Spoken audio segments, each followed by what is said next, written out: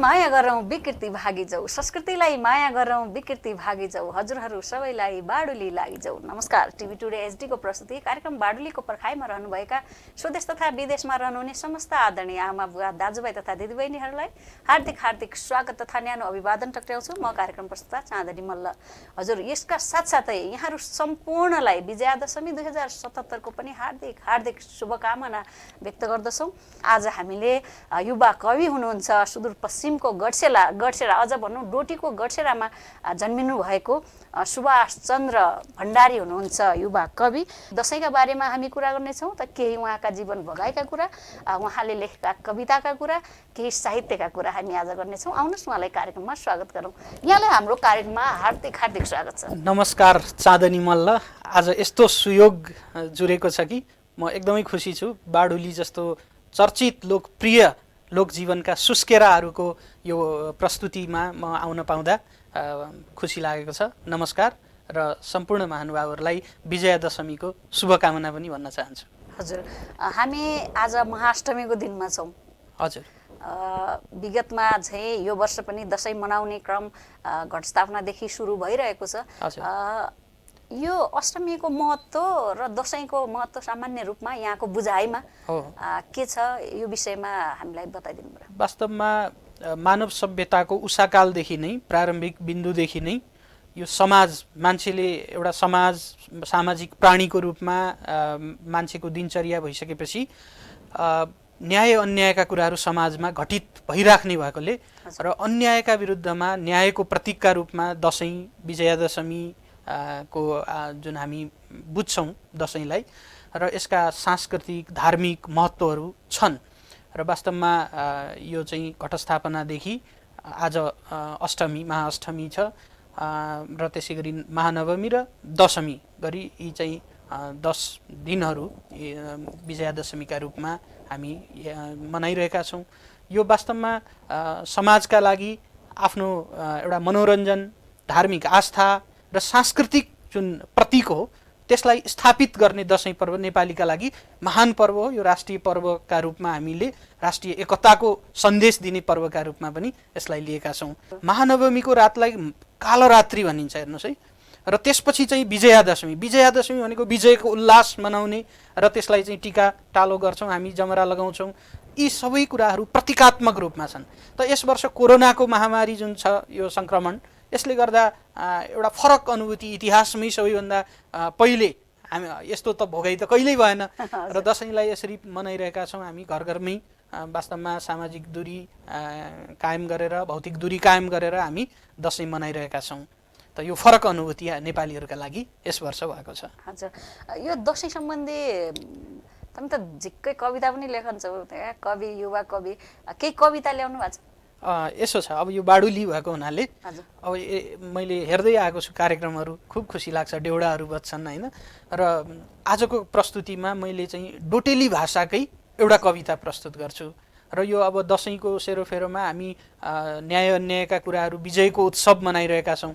यतिखेर मैले हाम्रो देशका अनेक कालखण्डहरूमा शहादत प्राप्त गर्नुहुने शहीदहरूलाई आफ्नै भाषामा, डोटेली भाषामा, डोटेली लवजमा र छन्दको कविता प्रस्तुत गर्दैछु। मेरो कविताको शीर्षक छ शहीदौ तम भया घामरे शत्रु भ्यो बादलु। शहीदौ तम भया घामरे शत्रु भ्यो बादलु, यो स्रगवीणी छन्दमा रचना गरेको कविता हो। डोटेली समाज काठमाडौँले प्रकाशन गरेको देवाटवीमा यो प्रकाशित भइसकेको कविता हो र म यो कविता प्रस्तुत गर्छु। धेक्किना मान्स थ्या साँच्ची भ्या देवता, धेक्किना मान्स थ्या साँच्ची भ्या देवता, मुल्क न्युती अर्या उनपता धुनपता, हाकठै देशमी दोफरी रात थी, कालकी झेल रे नेलकी चाल थी, हाकठै देशमी दोफरी रात थी, कालकी झेल रे नेलकी चाल थी, शेट सौकारका मन पड़ी जिद्द थे, टीठके मान्न थे गादिमी गिद्द थे, टीठके मान्न थे गादिमी गिद्द थे, औलकी प्याउलीले कसिर पाबलु तम्भया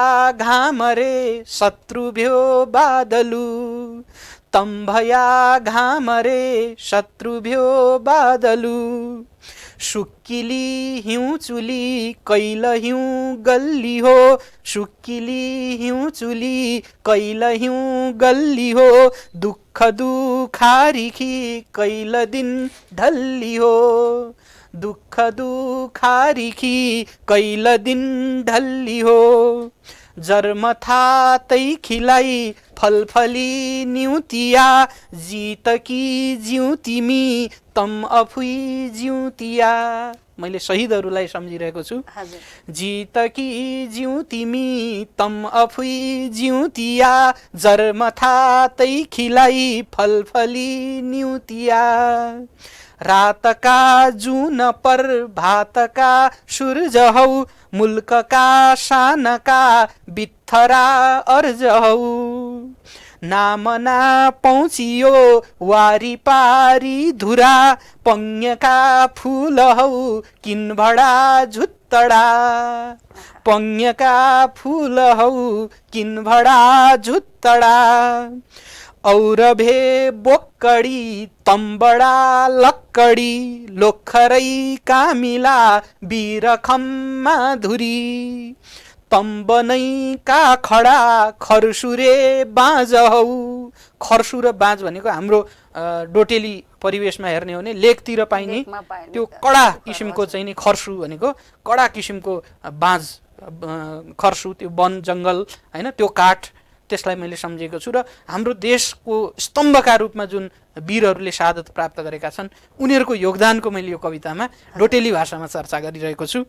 औरभे बोक्कडी तम्बडा लक्कडी लोखरै कामिला बिरखम्मा धुरी तम्बनै का खडा खर्सुरे बाँझ हौ ठुलगडा खेतका धान गहुँ नाज हौ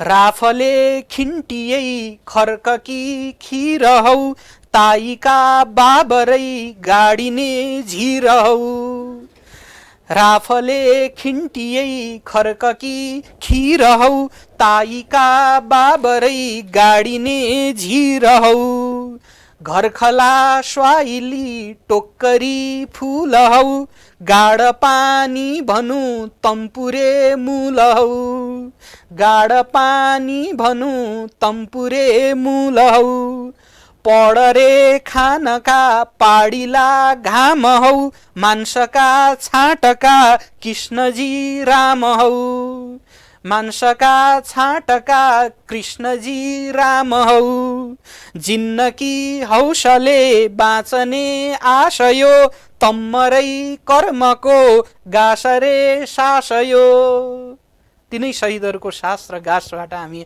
आज स्वतन्त्र जीवन बाँचिरहेका छौँ। त्यसैले मैले शहीदहरूलाई सम्झेँ। यो विजयादशमीको उल्लासको समयमा शहीदहरूलाई जसको त्याग र रगतबाट यो राष्ट्र सिन्चिएको छ माटो सिन्चिएको छ मैले शहीदहरूलाई नमन गरेँ। हजुर आफ्नो गाउँपाखा आफ्नो गाउँघर त्यो ठाउँ त्यो जन्मभूमि सुदूरपश्चिमका ती लेकमा हुने बाँझ खर्सु खोला जुन बगिरहन्छ गाड त्यो त्यसै गरी अनाज खल्ने ती गडाहरू हजुर त्यसै गरी ऐँसिलु किनबडाका जुत्ता सबै कुरालाई कवितामा एउटा शहीदलाई सम्मान स्वरूप त्यो माटोको सुवासलाई यो माटोको सुवासलाई राष्ट्र प्रेमको राष्ट्रभक्तिको भावलाई मैले यो कवितामा उतारेको छु प्रकृतिलाई चित्रण गरेको छु र यो सबै समर्पण फेरि शहीदलाई गरेको छु किनकि शहीदहरूको जुन चेतना थियो त्यो चेतना नभएको भए आज हाम्रो चेतना हामी पाउने थिएनौँ।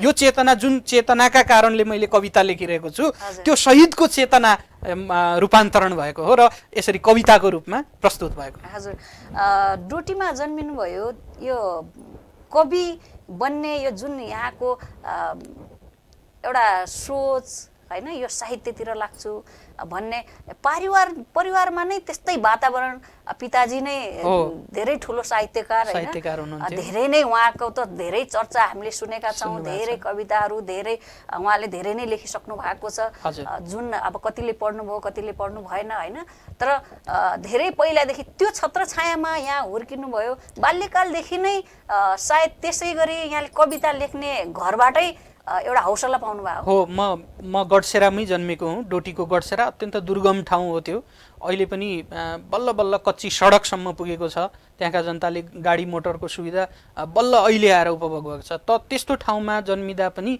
बुवा त्यतिखेर पनि कविताका माध्यमबाट सामाजिक चेतना शैक्षिक चेतना बुवा शिक्षक पनि हुनुहुन्थ्यो होइन त्यसकारणले अब शैक्षिक क्षेत्रका माध्यमबाट र साहित्यिक क्षेत्रका माध्यमबाट जनचेतना जगाउने खालका कविताहरू बुवाले लेख्नुहुन्थ्यो र त्यसबाट हामी घर परिवारका वा चाहिँ समाजका मान्छेहरू प्रेरित भइरहेका थियौँ र म पनि अहिले पनि सम्झन्छु मेरो बाल्यकाल त त्यो साहित्यिक एउटा रसरङ्ग मेरो परिवारभित्रै थियो र त्यसै गरी मेरा आफन्तहरूले पनि मलाई साहित्यमा लाग्न प्रेरित गर्नुभयो होइन उहाँहरूको पनि एउटा प्रेरणा मैले धेरैको पाएको छु र त्यसै गरी मेरो बाल्यकालदेखि नै घर परिवेश नै साहित्यमय भएपछि मेरो सरसङ्गत पनि साहित्यकारहरूसँग कलाकारहरूसँग संस्कृति प्रेमीहरूसँग को सङ्गत र म आफै पनि पछि गएर अध्ययन गर्दा गर्दै म शिक्षण पेसामा होमिएँ र अहिले पनि म शिक्षण पेसा अँगालिरहेको छु त शिक्षा र साहित्य भनेको एक अर्काका परिपूरक हुन् र यसको उद्देश्य भनेको सामाजिक जागरण फैलाउनु हो समाजमा चेतना नयाँ नयाँ चेतना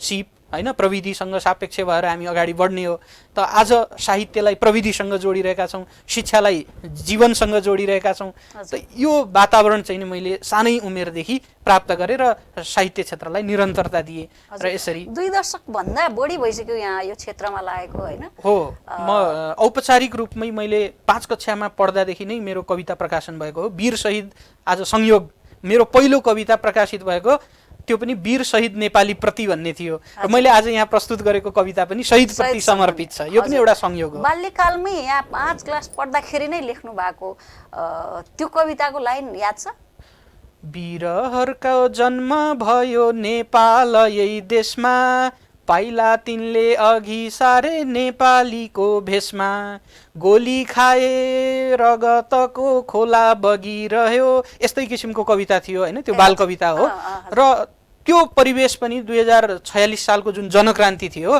र त्यही सन्दर्भमा जब शहीदहरू भए गोली खाए होइन यो फाँसी पाए भन्ने कुराहरू यो बालकको मनमा प्रभाव पर्यो त्यही लेखेर वास्तवमा साहित्य भनेकै जे देख्यो जे भोग्यो त्यसैको प्रस्फुटीकरणलाई चाहिँ नि साहित्य भनिने हो होइन र अहिलेसम्म पनि मैले के गर्छु भने समाजका भोगाइहरू प्रकृति राष्ट्र होइन जनजीवन हाम्रा यिनैलाई प्रतीक बनाएर मैले कविताहरू लेख्ने गरेको छु अहिले शिक्षण पेसामा हुनुहुन्छ हजुर धेरै ठाउँमा यहाँ व्यस्त हुनुहुन्छ हजुर यो साहित्यलाई कसरी सँगसँगै लगिराख्नु भएको छ यस्तो छ हो जागिरे जीवन महत्त्वपूर्ण प्रश्न हो अहिलेको वास्तवमा यान्त्रिक जीवन हामी बाँचिरहेका छौँ होइन जागिरे जीवन एकातिर छ अर्कोतिर अझ म त प्राइभेट सेक्टरमा होइन निजी क्षेत्रमा शिक्षा क्षेत्रमा समर्पित छु ग्लोबल कलेज भ्याली भ्यू स्कुलमा आबद्ध छु होइन र मेरो प्रमुख काम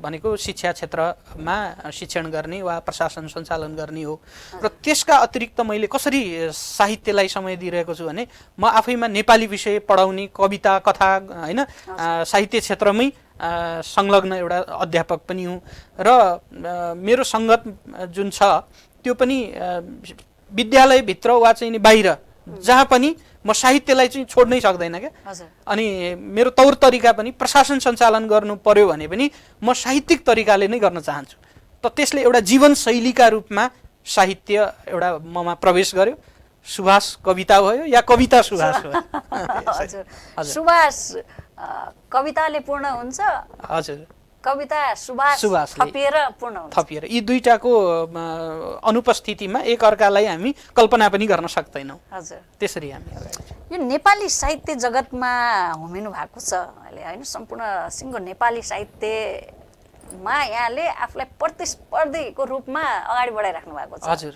हजुर डोटेली संस्कृतिसँग डोटेली साहित्य कहाँ छ यो भित्र डोटेली अवस्था कस्तो छ अहिले? साहित्यको यो धेरै गहिरो प्रश्न हो होइन। डोटेली साहित्य भनेको त यति गहिरो छ, नेपाली भाषाको जननी नै डोटेली भाषा हो होइन।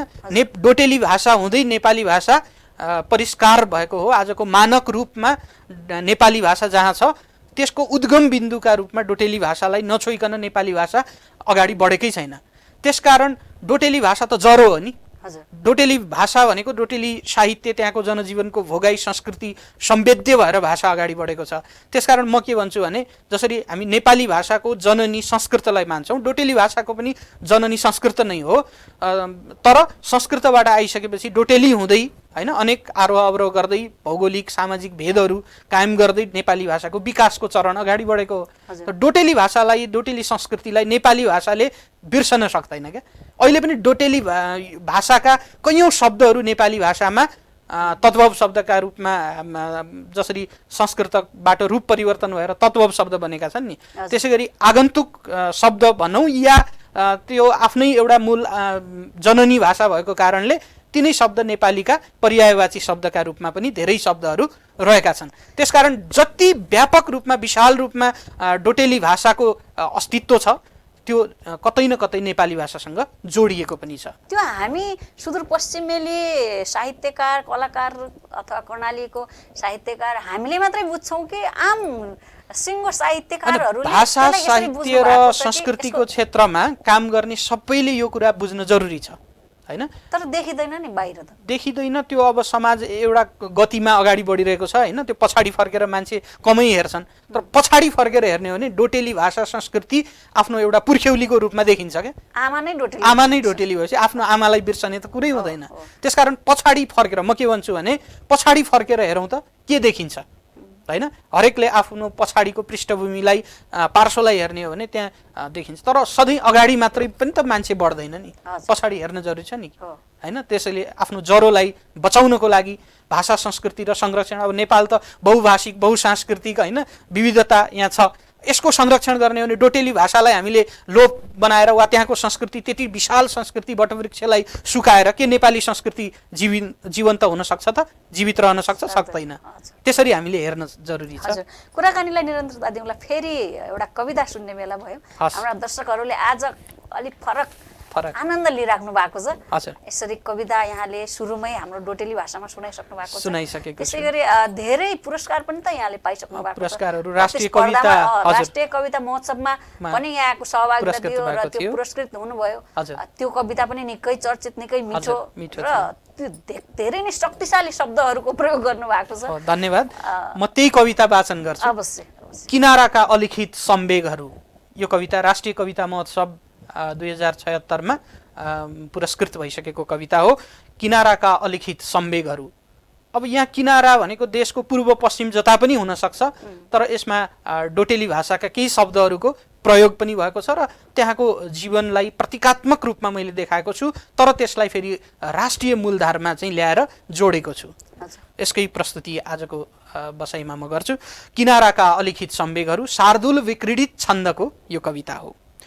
कर्खा कोट र कोतका समयका कल्पान्त गाथाहरू, हुड्कामा बिरुदा बलि पयरमा छन् घाउ टाकाहरू, फाटेको इतिहासको छ पगडी कर्नाल भोकै बजे, पैताला रगताम्य माथतनमा रङ्गीन धाजा सजे, पैकेला झगुला र खाक्कर तिनै लोकोक्तिका आँखर, पुर्खाका पदचापको रसकला संस्कारका पाहुर, सारा वस्त्र सिलाउने बलबिरे निर्वस्त्र आफै किन, ढाल्ने शस्त्र सुबीर जग्गु तिरुवा सन्त्रस्त काप्ने किन, मान्छेको अकथा अजात भँवरो जाबागबाटै पर,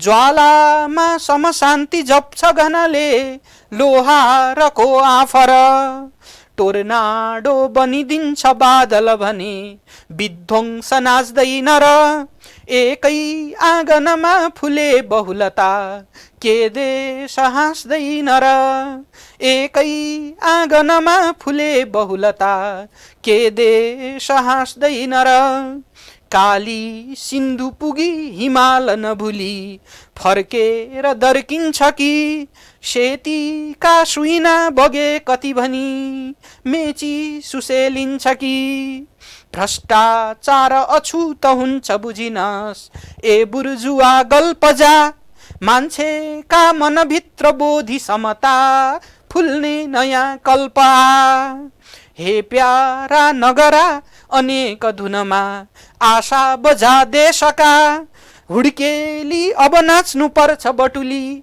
सम्वेग सीमान्तका माटो खोज्दछ अर्म पर्म पसिना उम्रिन्छ के जातले नेपाली नबचे त बुन्नु छ मिली बुट्टा नयाँ तानले बुट्टा नयाँ तानले। हजुर निकै नै मिठो कविता जुन यहाँ पुरस्कृत भइसक्नु भएको छ यो कविताले। हजुर सुदूरपश्चिमको संस्कृतिलाई त्यहाँको भूगोललाई समेटेर सँगसँगै सिङ्गो नेपालका विभिन्न खास गरी जातीय विभेद जुन छ त्यो सुदूरपश्चिममा अहिले पनि गाउँहरूमा होइन त्यसलाई हटाउनु पर्छ होइन अब नयाँ जागरण ल्याउनु पर्छ भन्ने सन्देश यस कविताभित्र छ। यो सुदूरका सुस्केराहरू मात्र नभएर राष्ट्रकै सुस्केरा होइन राष्ट्रको समयको युगबोध यस कवितामा मैले प्रस्तुत गर्न खोजेको हुँ। हजुर हामी कार्यक्रमको अन्त्यतिर आइसकेका छौँ। छोटो छ समय, हामी धेरै यहाँका कविता धेरै सुन्न मन छ, जति सक्दो हामी यहाँले भएका जीवन भोगाएका कुरा पनि सुन्न मन छ, तर के गर्ने समय छोटो छ।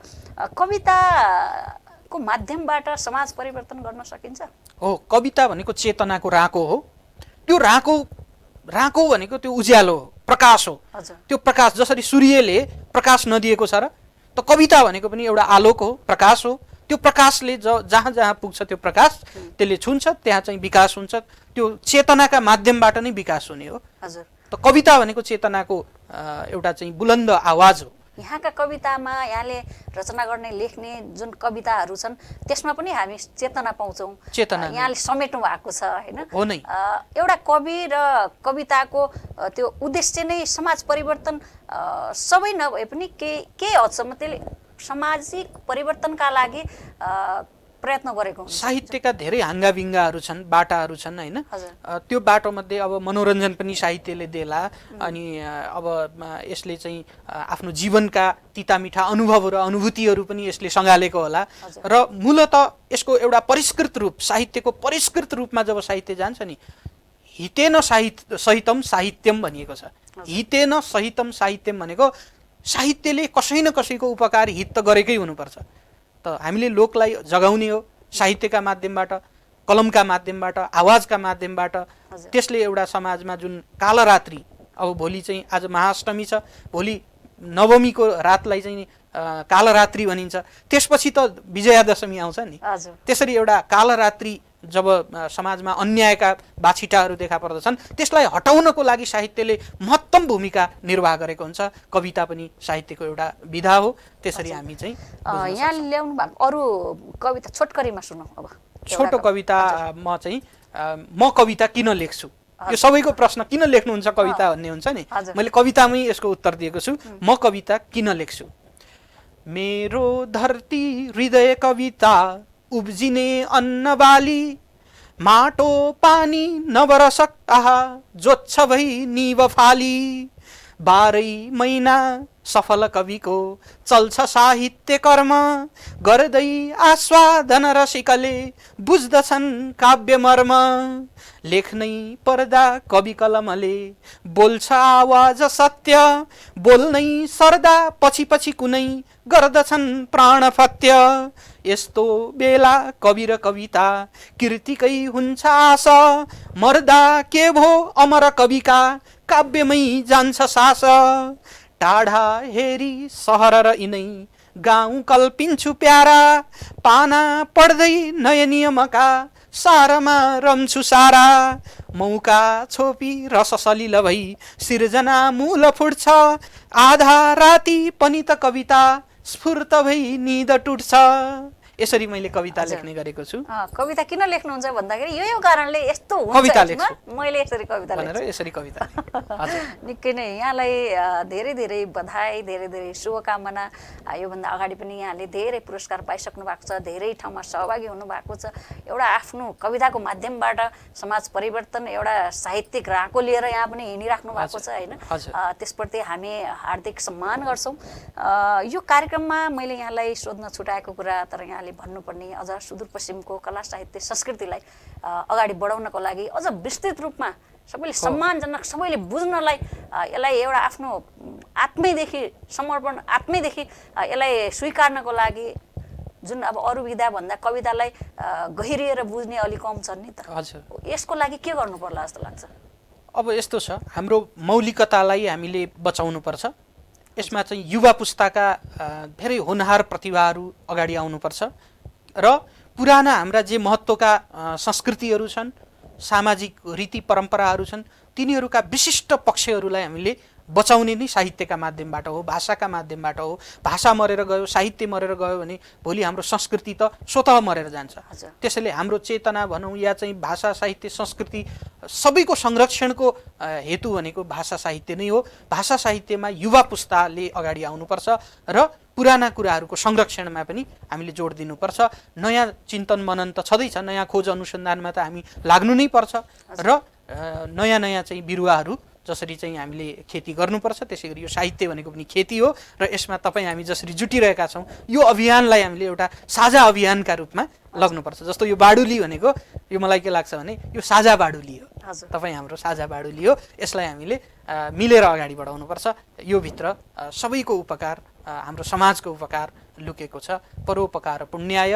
पापाय परपीडनम भन्छन् त्यसकारण आजको विजयादशमीको अवसरमा म सम्पूर्ण दर्शकहरूलाई पनि शुभकामना दिन चाहन्छु र नेपाली साहित्यको उत्तरोत्तर प्रगतिका लागि हामी निरन्तर यात्रारत छौँ यसमा चाहिँ सबैले चासो राख्नुपर्छ बिर्सनु हुँदैन लोप हुन दिनु हुँदैन भन्ने यो एउटा सङ्कल्प पनि हो र यसबाट हामी चाहिँ अगाडि बढ्नुपर्छ भन्ने सन्देश पनि म दिन चाहन्छु हाम्रो बाडुलीलाई खुट्को स्वीकारेर यहाँसम्म आइदिनु भयो आफ्नो व्यस्तताका बावजुद पनि बाडुलीमा आएर गरिमा बढाइदिनु भयो यहाँलाई धेरै धेरै धन्यवाद दिन चाहन्छौँ र फेरि पनि यहाँलाई दशैंको धेरै धेरै शुभकामना यहाँलाई पनि चाँदनी मल्ल जुन नाम अहिले लोक भाका र सुस्केराहरूमा जुन अगाडि बढिरहेको छ यहाँलाई पनि म व्यक्तिगत रूपमा पनि शुभकामना दिँदै म पनि बिदा हुन्छु धन्यवाद दर्शकवृन्द आजको बसाइमा हामीले सुभाष चन्द्र भण्डारी हजुर कवि हुनुहुन्छ उहाँले थुप्रै कविता लेख्नु भएको छ धेरै ठाउँबाट पुरस्कृत भइसक्नु भएको छ साहित्यिक क्षेत्रमा आफूलाई समर्पित गरिराख्नु भएको छ उहाँको जीवन भोगाई उहाँले लेखेका कविता उहाँको आफ्नो मातृभूमि अझ साहित्यप्रतिको झुकाव हामीले यहाँहरूमाझ राख्यौँ उहाँकै मुखबाट हामीले सबै सुन्यौँ अवश्य पनि आजको बसाइ यहाँहरूलाई मन पर्यो होला भन्ने हामीले विश्वास लिएका छौँ देश विदेशबाट हामीलाई हेरिराख्नु भएको छ यहाँहरू सम्पूर्णलाई दशैंको धेरै धेरै शुभकामना दिँदै आजको लागि म कार्यक्रम प्रस्तुता चाँदनी मल्ल लगायत सम्पूर्ण बाडुली युनिटलाई बिदा दिनुहोस् नमस्कार